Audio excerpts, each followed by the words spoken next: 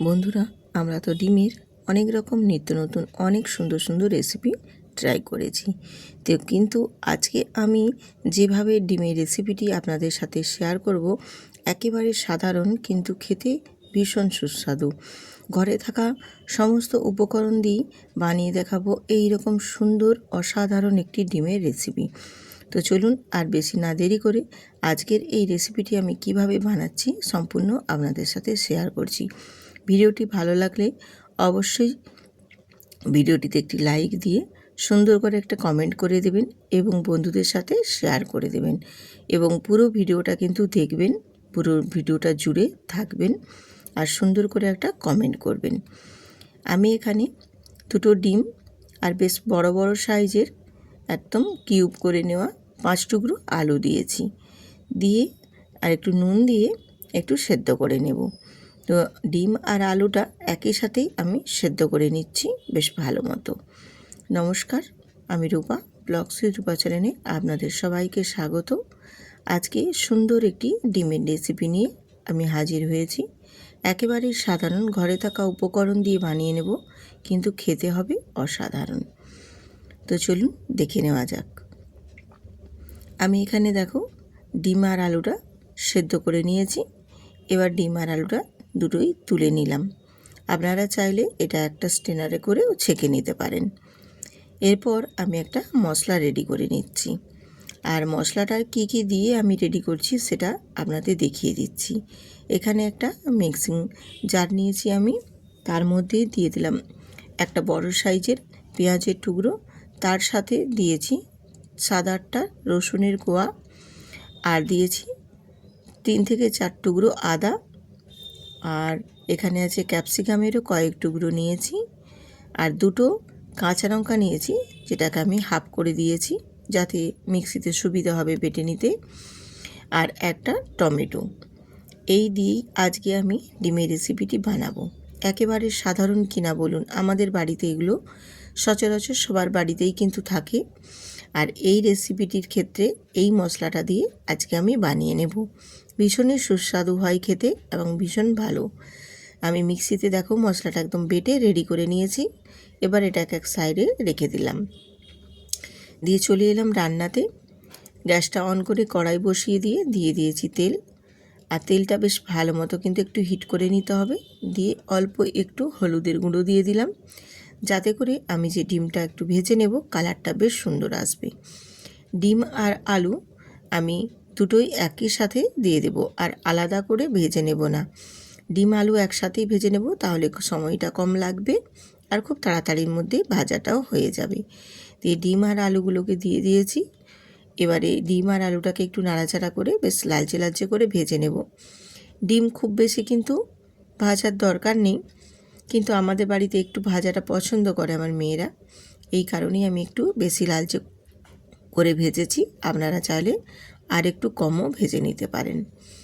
আর আলুগুলোও দেখো বেশ সুন্দর করে ভাজা হয়ে গেছে। এবার আলুগুলোকেও তুলে নিলাম। আলু আর ডিম দুটোই ভেজে তুলে নিয়ে এরপর ওই তেলের মধ্যে গোটা জিরে আর একটা তেজপাতা ফোড়নে দিয়ে দেব। দিয়ে ফোড়নটা একটু নাড়াচাড়া দিয়ে ভেজে নেব। ফোড়নটা ভাজা হয়ে গেলে এবারে ওর মধ্যে আমি অ্যাড করে দেব অল্প একটু সামান্য নুন। কারণ নুনটা দিলে বন্ধুরা এখানে আমি যে মশলাটা ভেজে নেব একটুও কিন্তু গায়ের মধ্যে তেল ছিটকে আসবে না। হ্যাঁ, আসবে অল্প, একদম যেটা না হলে নয়, কিন্তু গরম তেলের মধ্যে যখনই তুমি মশলা বেটে দিয়ে দেবে দেখবে ভীষণ ফটফট করে গায়ের মধ্যে ছিটকে আসে। ওই জিনিসটা কিন্তু আর হবে না, একদম অল্প হবে, যেটা নামমাত্র আর কি। দিয়ে মশলাটা খুব ভালো করে এবারে আমি কষিয়ে নেব।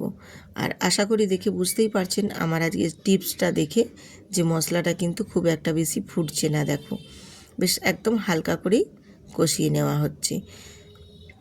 এবারে ওর মধ্যে আমি অ্যাড করে দেব হলুদের গুঁড়ো আর দেব কাশ্মীরি লঙ্কার গুঁড়ো। আমি এখানে ঝালের জন্য কাঁচা লঙ্কা বেটে নিয়েছি। আপনারা যদি চান ঝালটা আরও বেশি পছন্দ করেন সেক্ষেত্রে এখানে ঝাল লঙ্কার গুঁড়োও ব্যবহার করতে পারেন।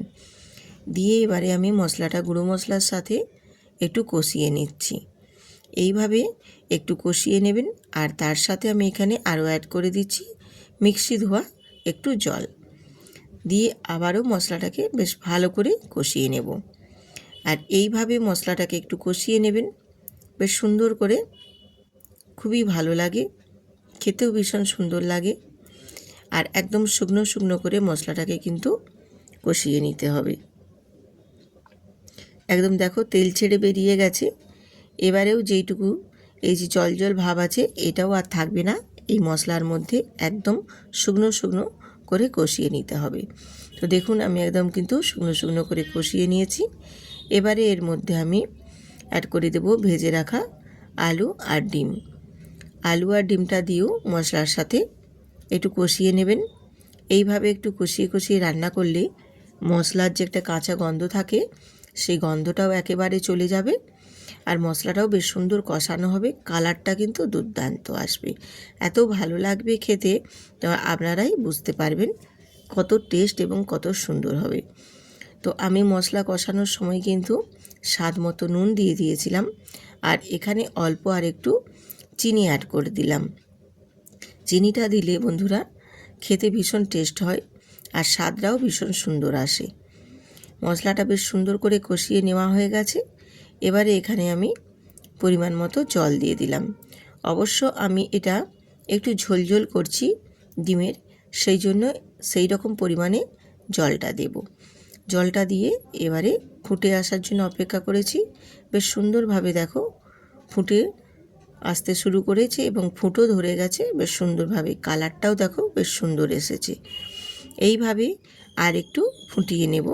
তো ঢাকা দেওয়ার কোনো প্রয়োজন নেই, কারণ আলুটা আমি আগেই সেদ্ধ করে নিয়েছি।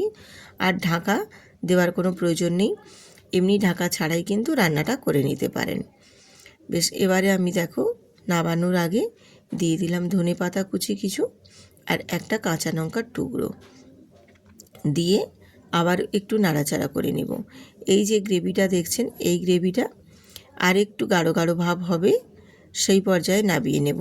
এখনও একটু হালকা পাতলা পাতলা ভাব আছে, এই কারণে আর একটু আমি রান্না করে নেব।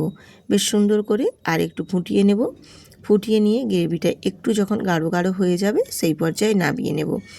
আর নামানোর পর ঠান্ডা হয়ে গেলে তখন গ্রেভিটা কিন্তু আর একটু গাঢ় গাঢ় হয়ে যাবে, তখন খেতে ভীষণ ভালো লাগবে। এইভাবে একবার বন্ধুরা বানিয়ে দেখবেন, খেতে কি অসাধারণ লাগে। আমি এখানে ধনেপাতা দিয়েছি বলে বন্ধুরা আর গরম মশলা দিইনি। আপনারা যদি চান তো নামানোর আগে একটু গরম মশলাও কিন্তু দিয়ে দিতে পারেন, তাহলেও টেস্টটা ভীষণ সুন্দর আসবে। আমার হয়ে গেছে, আমি নামিয়ে নিয়ে তারপর একটু ঢেকে দিয়েছিলাম। ঢেকে দেওয়ার কারণে কালারটা ভীষণ সুন্দর আসে, এই কারণে আমি এখানে 2 মিনিট একটু ঢেকে দিয়ে তারপর আপনাদের দেখিয়ে দিচ্ছি যে এই ডিমের ঝোলটা কতটা সুন্দর এবং কত লোভনীয় হয়েছে। আর কালারটা কত দুর্দান্ত এসেছে দেখো, একদম কিন্তু ন্যাচারাল কালার। আমি এখানে কোনো কালার ফুড ইউজ করিনি, একদম ঘরে থাকা উপকরণ দিয়ে আজকে বানিয়ে দেখিয়েছি আপনাদের সুন্দর সুস্বাদু ডিমের রেসিপি। এটা খেতে এত ভালো লাগে, বাড়ির সবাই কিন্তু প্রশংসা করতে বাধ্য হবে। রুটি পরোটা লুচি সবের সাথেই খেতে পারবেন, এত সুস্বাদু হয়। একবার হলেও বন্ধুরা বাড়িতে এইভাবে একবার বানিয়ে দেখবেন, খেতে অসম্ভব সুন্দর লাগে, ভীষণ সুন্দর হয়। কিছুই না, সাধারণ উপকরণ দিয়ে কিন্তু ঘরে থাকা সমস্ত উপকরণ দিয়ে বানিয়ে নিতে পারেন এই সুন্দর ডিমের রেসিপিটি। যদি ভালো লেগে থাকে অবশ্যই কিন্তু বন্ধুদের সাথে শেয়ার করে পাশে থাকবেন। আজ এখানেই শেষ করছি, টাটা।